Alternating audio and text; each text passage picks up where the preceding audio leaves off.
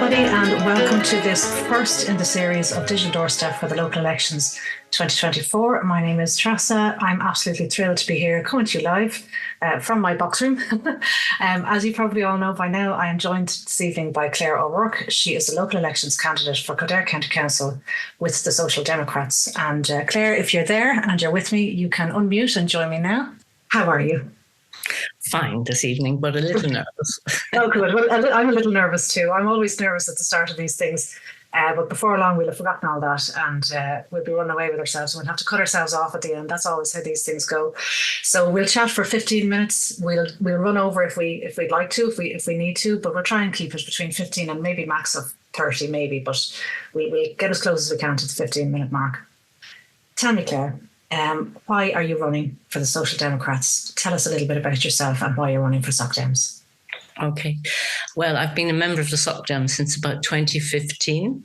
Around that time, it was Roisin Shortall, who was the Minister of State for Health at the time. And she resigned on a matter of principle about the primary care centres in her constituency.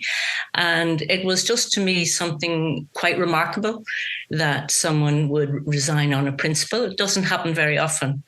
And then herself and Catherine Murphy formed together the Social Democrats, and they seemed to stand for the values that I share. And it seemed that's what attracted me to the party in the first place. Very good. And, was it a recent decision for you to run, or, how recently did you decide, okay, I'm actually going to go for the locals myself? Why you? It was actually very recent. It would have been about the middle of March.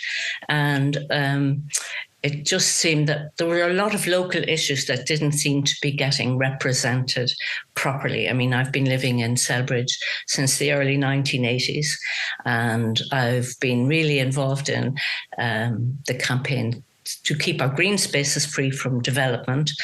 And I don't think I heard anybody voicing those kind of issues that were close to my heart. So that was partly the reason that it made me decide to stand for election. Okay. Tell me about the Soc Dems, the manifesto. Tell me about what the platform is that the Social Democrats are running on. We don't have a Social Democrats councillor in Celbridge at the moment. I know we do your would-be colleague in Leixlip, Nuala Colleen. But in Celbridge, we don't have a Soc Dems councillor. So tell me about the platform and how it really relates to Celbridge and the issues that we have here. Yeah. Well, I mean, in general, the Soc Dems would stand for a fairer society and a more equal society. And they would be very much a party of integrity. I mean, as I say, I was attracted by that. And they would have a very strong idea on anti-corruption policies as well. So those are the kind of issues that I think we can, relate to here in Celbridge. Also the fact that there's quite a lot of women running, and we need, I think, more women in politics. Some of our councillors have been standing down, so I think it's time for more Minot, as they say. Yes, I've seen that. That campaign is a great one, and I wholeheartedly agree. You mentioned there that all our councillors are standing down. Well, I know that Rupert, who's seconded in recently, Rupert Heather, the Labour councillor, he's actually he's running to be elected outright, I suppose, for the person this time. But you're right in the sense that, we have an extreme vacuum of experience on the council. Is that going to be a challenge for you going in? How do you feel about that, the fact that you'll be brand new? Well, I feel very fortunate because I have a colleague, Nuala Colleen, in Leixlip, and she's a wonderful role model. And on top of that, Catherine Murphy, our TD, one of the founders, the co-founders of the party. I mean, I couldn't be more lucky in the guidance and help that I've been having so far. And I hope it will continue. I'm sure it will. Absolutely. Well, look, we'll move on to a few, I suppose, the more nitty-gritty topics around the town. But I just want to say to our audience out there, folks, if you're watching and you have a question for Claire, please drop it into the comments so that we can see it. And near the end of the interview, I'll be able to get to one or two of those. If we do have questions in, let me know. So if Claire knocked on your door and you wanted to know about something, this is the chance to pop it into the comments here, and I'll be able to put one or two of those across to Claire. So get your thinking caps on and feel free, or just come and say hello, whatever you like.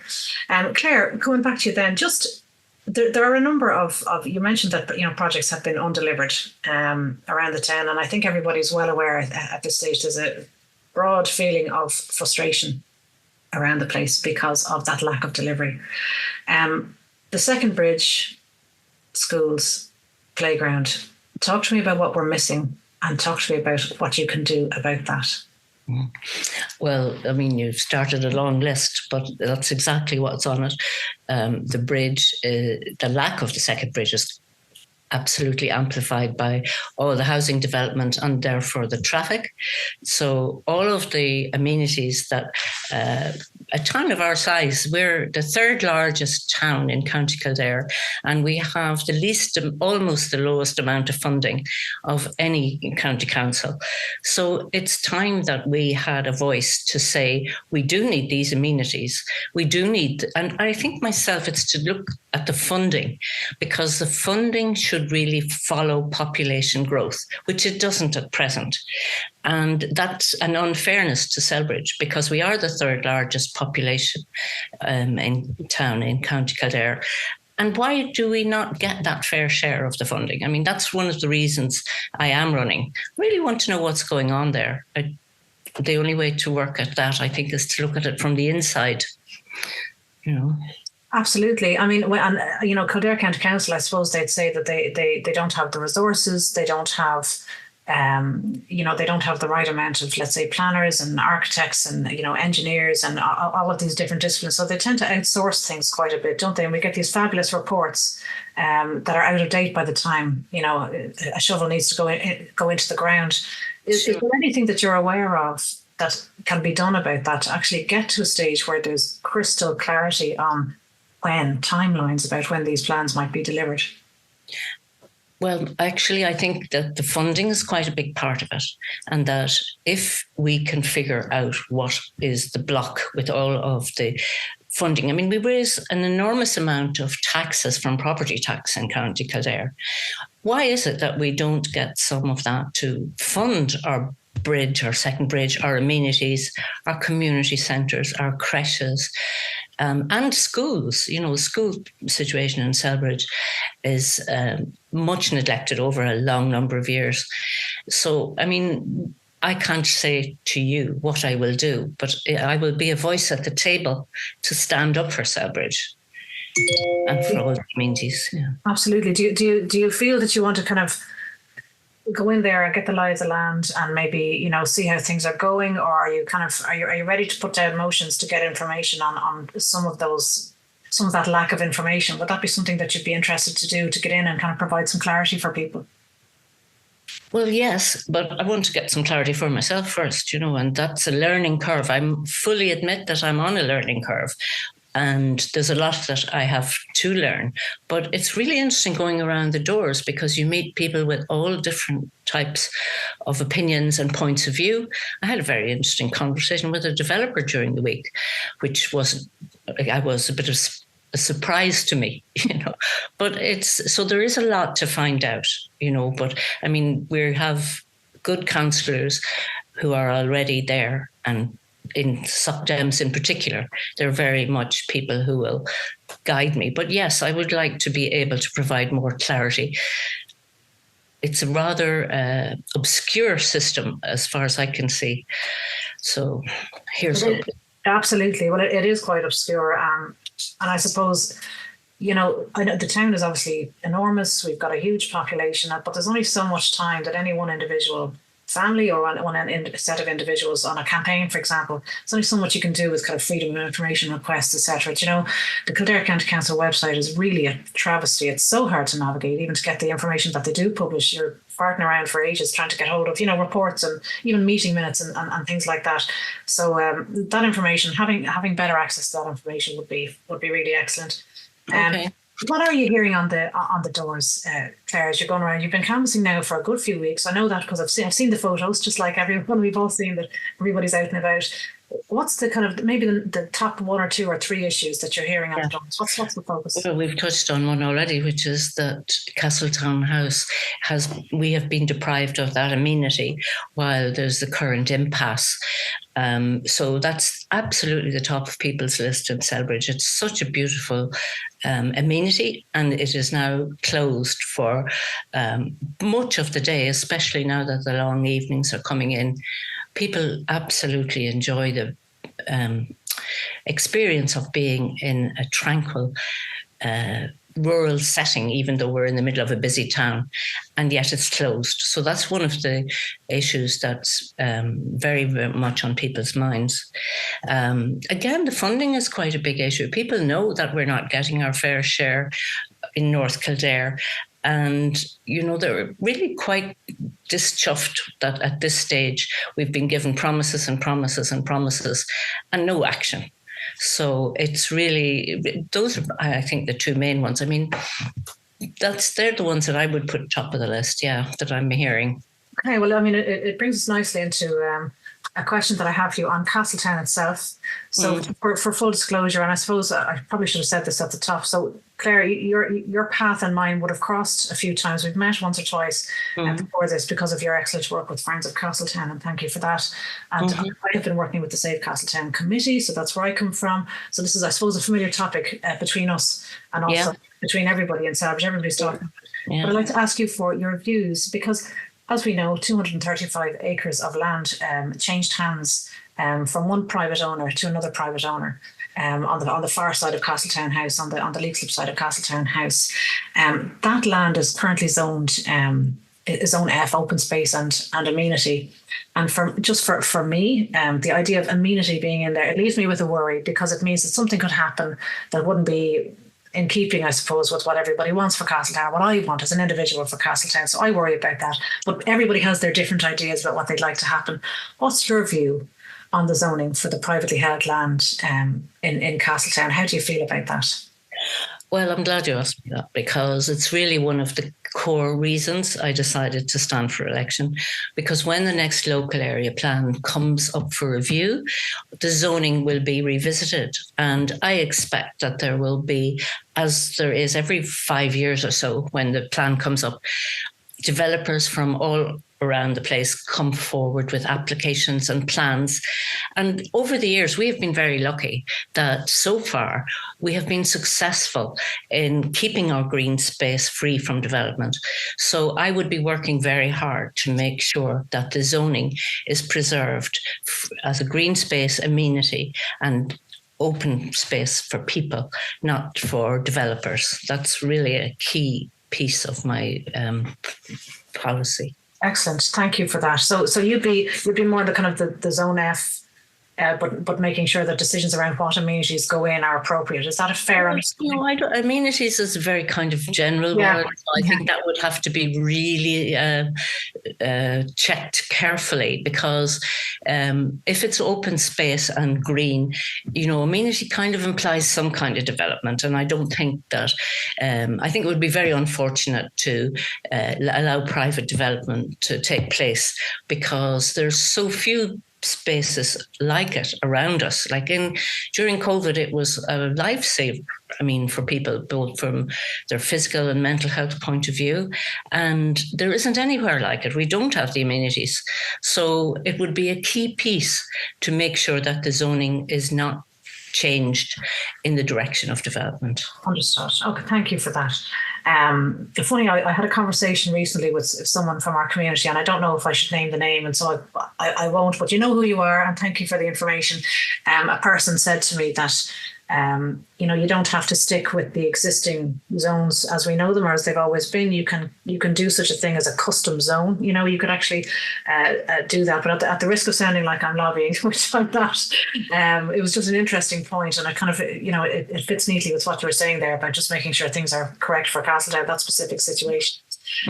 The other question I have for you, it's on a similar side, the other side of the domain, your views on the Lime Avenue situation. So again, I've declared my conflict. My own view is fairly clear, but I'd love to hear from you and just see where you are in terms of what's happening at Lime Avenue, what's happening in terms of the situation for the house at the moment. Can you talk to me a little bit about that, how you feel about it all, where you're at? Yeah. Well, I mean, I'm absolutely devastated that we can't access the Castletown house and parklands. And but I do support the people who want to keep that amenity vehicle free. It's such a delightful thing that we've had the benefit of for the past 17 years. And traffic would just ruin it, apart from the fact that Celbridge couldn't manage the traffic. But I mean, since I've joined the Friends of Castletown, there have been a couple of proposals that we have, some solutions that we've proposed for a car park and access, and they seem to be bearing some fruit, and that would be really good if they come about. But I think I would be inclined to stay with the present scenario, where I wouldn't be in favour of vehicles in the Lime Avenue, because I would feel that that would be perhaps the thin end of the wedge. We haven't been able to trust the OPW. I mean, the new minister sounds like a man of action and dynamism, but his minions are still the same. And I wouldn't feel like confident that they would carry out any agreement, because that's been their modus operandi so far. Absolutely. Well, trust is most certainly lacking there. I can completely agree with you on that. Thank you for the open and forthright answer. I know it can be a thorny one because people are so it's an emotive subject, isn't it? And everybody's kind of passionate about it. Yes, on one side or another. So I do appreciate that. Thank you.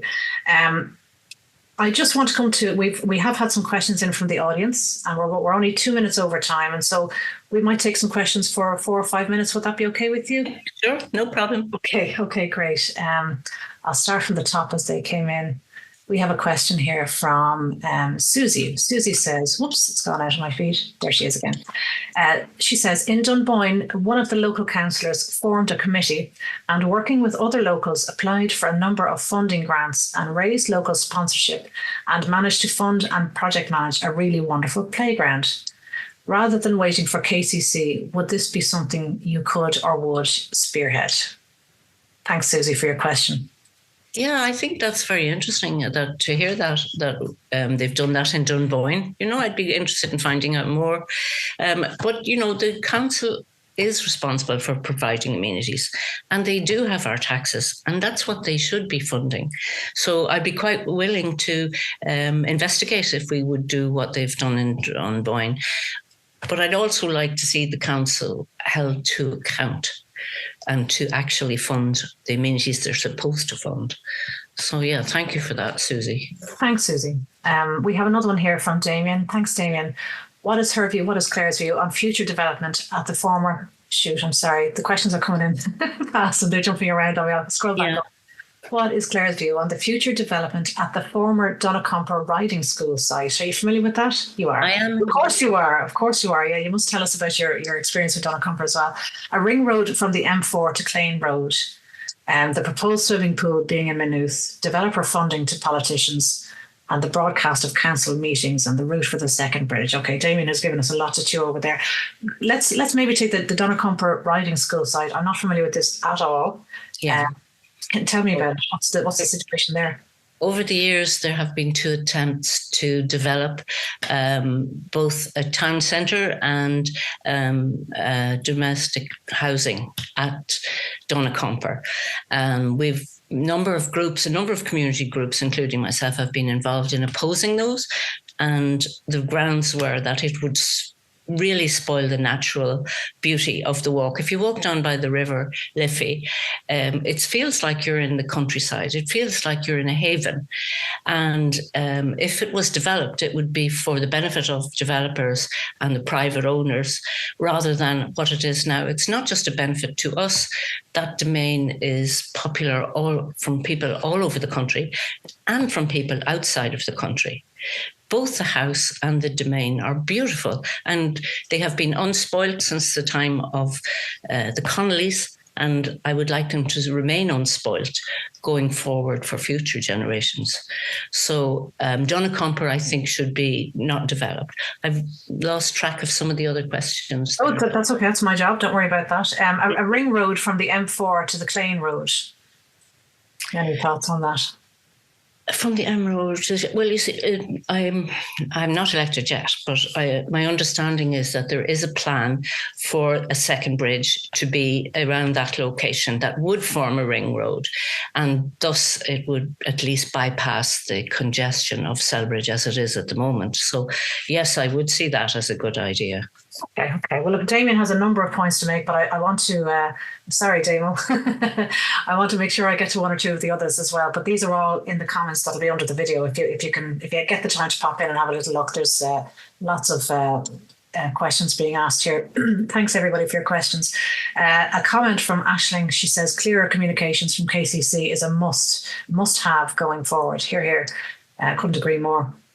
It's the same commenter. Aisling says open space, green, only way forward for Castletown. Would be great to reunite the rest of the lands. Absolutely. It would be nice at some point to see a dog run like in the fenced area in Catherine's Park for Celbridge somewhere. That has quite a bit on the doorsteps, actually. Has it? Yeah, I know there's a lot of dog owners. Some feel that Castletown is the only place you can let your dog off the lead, whereas others, feel that dogs should always be on the lead. But whatever way you look at it, it's a place to walk the dog. You know what I mean? So, a facility for that purpose would be amazing. Anne has asked. Now, this might put you a little bit on the spot, Claire. How would you vote on LPT rates? At a certain interval, councillors are asked, will they raise them, keep them where they are, lower them, etc. How do you feel about the level of local property tax rates for Celbridge? It's currently set plus 10%, and says, even though Celbridge gets so little. What percentage did you say? Sorry. It says it's currently set at plus 10%, even though Celbridge gets so little. Well, I think that is reasonable. I wouldn't be in favour of putting it up. After all, it's there's a lot of the property tax that we pay that goes into central government. So it's not as if there isn't some money in the kitty. It's just the fact that it's siphoned away from us. So I'd like to figure out how that process happens before I decide about whether I'd vote for or against any other change to the property tax. But I doubt it. I mean, I don't know yet, but that's the truth. But I'd like to see how it works. I wouldn't be necessarily in favour because they get a lot of property tax already. Yeah, they do. Absolutely, they do. Well, listen, Claire, would you believe it? We're almost half an hour on. Didn't I tell you time would fly? It just disappears. Thank you so much for answering those questions and for giving everybody a chance to get to know you a little bit.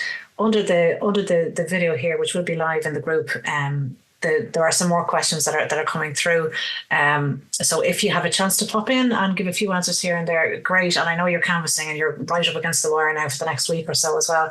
I'm going to hand it over to you, Claire, to let you close. If you'd like to leave a message with anybody who's watching, anything you'd like at all in your own words to ask for a vote. So I'll give you the full view here on screen, and after that I'll wrap us up. Okay. What I really like to be is a strong voice for the people of Celbridge. I'm not originally from here, but I've lived here over 30 years. I feel part of the community and I want the community to have more. So think about that on the 7th of June when you're voting number 1. Fantastic. Thank you very, very much, Claire. That's great. I'm really pleased to have started off on such a nice note. I'm delighted the feed works and everything was okay as well. But I'm thrilled to speak with you in this completely different context, me on Celbridge politics and you as a candidate, as opposed to our paths crossing on Castletown issues. It's lovely to have a chat. You seem to have been quite well received in the comments, and I know you're being well received on the doors. The messages that I'm getting in are that people are having pleasant encounters and getting their questions answered. So on behalf of your fans around town, thank you for that. I'm going to wrap it up, folks, here. So this was thank you very much. Yes, you're absolutely welcome. What a pleasure. Thank you for kicking us off and for being the first, actually, because that's not so easy either. Thank you for doing that. So that's it, everybody. You've met Claire O'Rourke here online on the Digital Doorstep series. If you're listening to us on the podcast, that's fantastic. Thank you for downloading and sharing and telling people about it. Drop your comments in under the video, even if you're watching this on a replay, because it can kick off conversations and you might get answers from the community or answers for the people about town as well. And if Claire has a chance, she might even be able to come in and address one or two of them herself. With that, I will wrap us up for the evening. thank you so much for watching. I'll see you again on the next live Monday night with David Monaghan from Sinn Féin. But for tonight, thank you very much. Claire O'Rourke, Social Democrats. Take care, everybody. And good night.